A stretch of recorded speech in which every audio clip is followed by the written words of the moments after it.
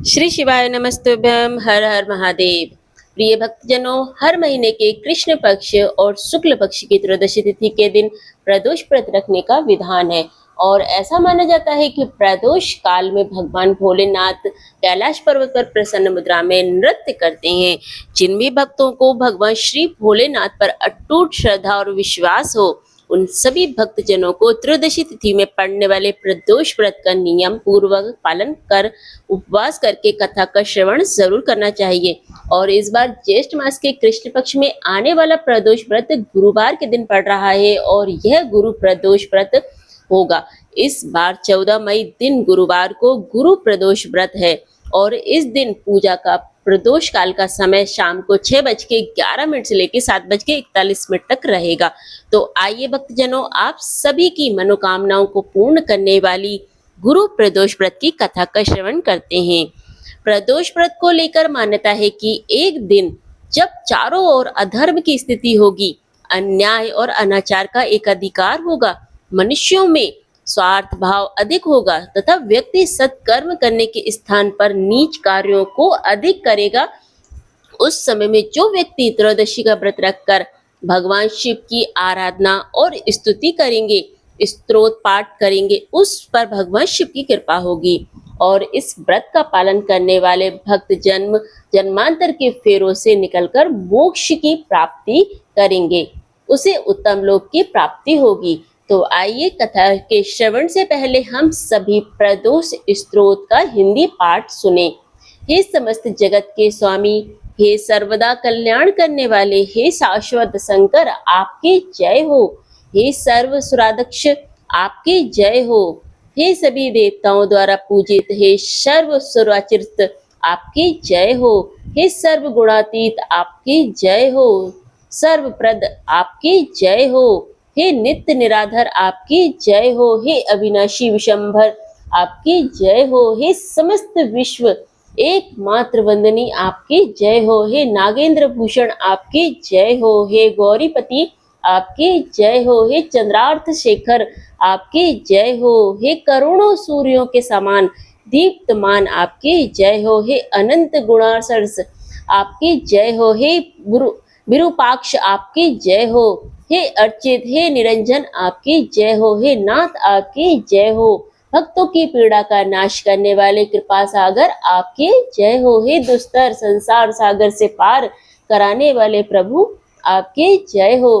हे महादेव, मैं इस संसार में अत्यंत दुखी हूँ, मुझे अनेक चिंताएं घेरे हुए हैं, मुझ पर कृपा कीजिए। हे परमेश्वर, मेरे समस्त पापों का नाश कर मेरी रक्षा कीजिए।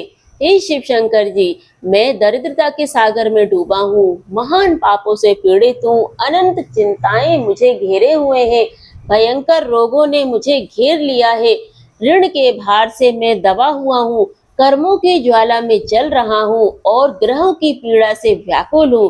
कृपा करके मुझ पर प्रसन्न हो जाइए। यदि कोई दरिद्र व्यक्ति प्रदोष काल में देवेश्वर गिरजापति की प्रार्थना करता है तो वह धनी हो जाता है।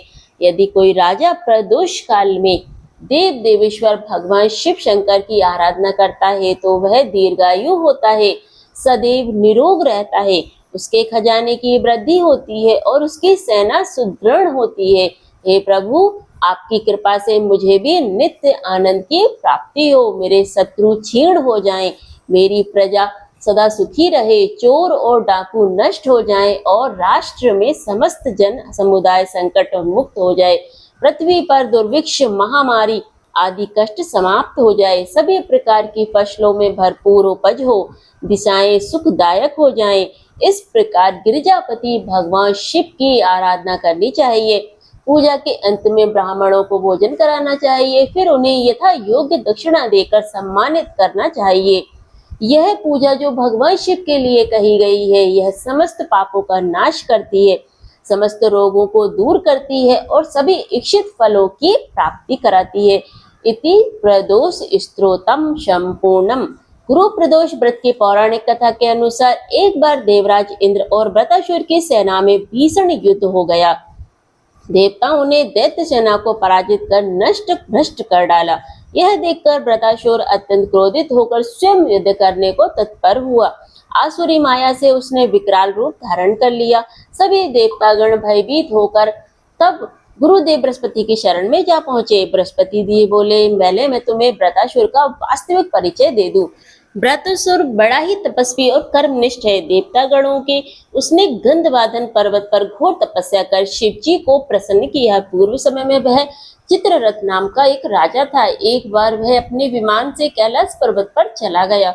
वहां शिव जी के वाम अंग में माता पार्वती को विराजमान देखकर वह उपहास उड़ाता हुआ बोला कि हे प्रभु, मोह माया में फंसे होने के कारण हम तो स्त्रियों के वशीभूत रहते हैं, किंतु देवलोक में ऐसा कभी दिखाई नहीं दिया कि कोई स्त्री आलिंगनबद्ध होकर सभा में बैठे।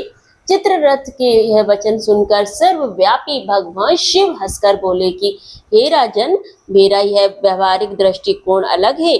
मैंने मृत्युदाता कालकूट महावश का पान किया है, फिर भी तुम साधारण जन की तरह मेरा उपहास उड़ा रहे हो। इतना कहने के बाद भी भगवान शिव मौन हो गए और मुस्कुराते रहे।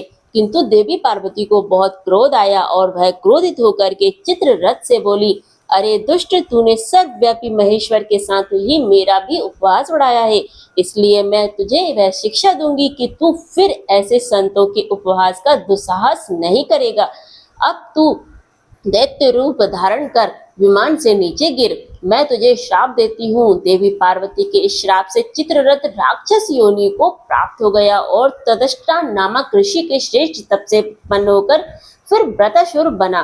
देवता गणों को आगे बताते हुए गुरुदेव बृहस्पति जी बोले कि हे देवता गणों, वृत्रासुर बाल्यकाल से ही शिव भक्त रहा, इसलिए हे इंद्र, तुम बृहस्पति प्रदोष व्रत का भगवान को शिव को प्रसन्न करो। तब देवराज ने गुरुदेव की आज्ञा का पालन कर बृहस्पति प्रदोष व्रत किया। इस व्रत के प्रभाव से देवराज इंद्र ने शीघ्र ही वृत्रासुर पर विजय प्राप्त कर ली और फिर देवलोक में पहले की तरह ही शांति छा गई। इसलिए प्रदोष व्रत हर शिव भक्त को अपने जीवन काल में अवश्य ही करना चाहिए। गुरु प्रदोष व्रत भगवान शिव की कृपा दिलाने वाला और अत्यंत ही मंगलकारी माना गया है। त्रयोदशी व्रत रखने वाले भक्तों को अर्थात प्रदोष व्रत रखने वाले भक्तों को 100 गाय दान करने का फल प्राप्त होता है और यह सभी प्रकार के कष्ट और पापों को भी नष्ट करता है। जो भक्त किसी कारण से उपवास ना रख पाए, उन्हें भी प्रदोष काल के समय में भगवान शिव की पूजा करके इस व्रत कथा को अवश्य पढ़ना और सुनना चाहिए। ऐसा करने से भी भगवान शिव अपने भक्तों की सभी मनोकामनाएं पूर्ण करते हैं। प्रिय भक्तजनों, सभी मिलकर प्रेम से बोलिए नमः पार्वती पतये हर हर महादेव। यह थी आज की हमारी बृहस्पति प्रदोष व्रत कथा अच्छी लगी हो तो वीडियो को लाइक और हमें फॉलो जरूर करें और कमेंट बॉक्स में नमः पार्वती पतये हर हर महादेव लिखना बिल्कुल न भूलें। चलिए फिर मिलते हैं अगली वीडियो में। राधे राधे, श्री शिवाय नमस्तुभ्यम।